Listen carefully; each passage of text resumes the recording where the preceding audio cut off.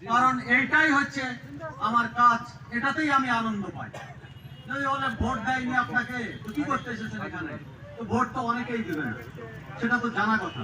কিন্তু এটাই তো আমরা মানুষকে বলতে চাই যে ভোটটা হলে আপনাদের কাজটা আরো ভালোভাবে করতে পারে। কিন্তু ভোটে যেহেতু জিতিনি আমি, তাই আমাকে মাঠে ময়দানের লড়াইতে থাকতে হবে, মাঠে ময়দানের লড়াইতে থাকতে হবে। আর না থাকলে বিধানসভায় গিয়ে আপনাদের জন্য আমি গলা ফাটাতাম যে এদের জন্য কেন স্পেশাল ট্রেনের ব্যবস্থা করা হয়নি, এরা যে বাইরে যাচ্ছে কেন এদের নাম নথিভুক্ত থাকবে না, এরা যে বাইরের রাজ্যে গিয়ে মারা যাচ্ছে কেন সরকারি পয়সায় এদের লাশটা বাড়িতে পৌঁছে দেওয়া হবে না, এবং তার যারা পরিবারের আছে তাদের ক্ষতিপূরণ কেন দেওয়া হবে না। আমাদের ডিমান্ড এইটাই।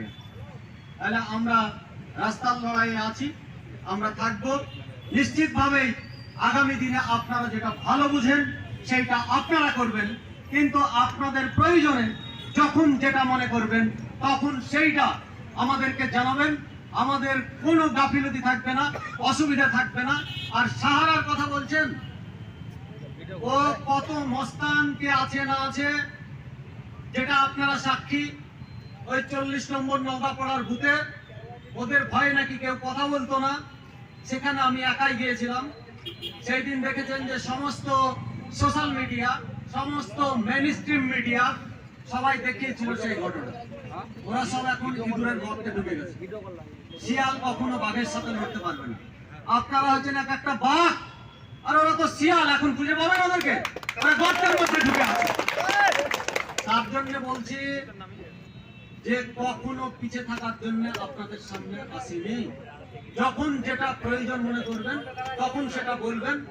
আমরা আমাদের সাধ্য মতো আপনাদের পাশে থাকার চেষ্টা করব। আগে ছিলাম, এখন আছি এবং ভবিষ্যতে থাকবো। নিশ্চিতভাবে আপনারা এখানকার পার্টির সঙ্গে সহযোগিতা করে আপনাদের নিজেদের অধিকারকে আপনারা বুঝে নেবেন, সেইভাবে চলবেন। কমিটি দৃঢ় মজবুত হোক।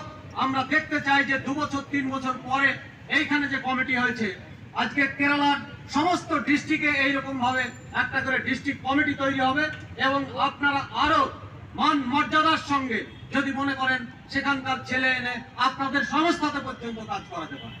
এই বৃহৎ লক্ষ্য নিয়ে আমরা আজকে পথ চলা শুরু করছি। নিশ্চিতভাবে আমরা আশাবাদী যে আপনাদের আমাদের এই স্বপ্ন সফল হবে। আপনাদের সবাইকে আবারও সংগ্রামী অভিনন্দন, ধন্যবাদ, লাল সালাম জানিয়ে আমি আমার এই আলোচনা শেষ করছি। এনকলাব জিন্দাবাদ, সিপিআইএম জিন্দাবাদ।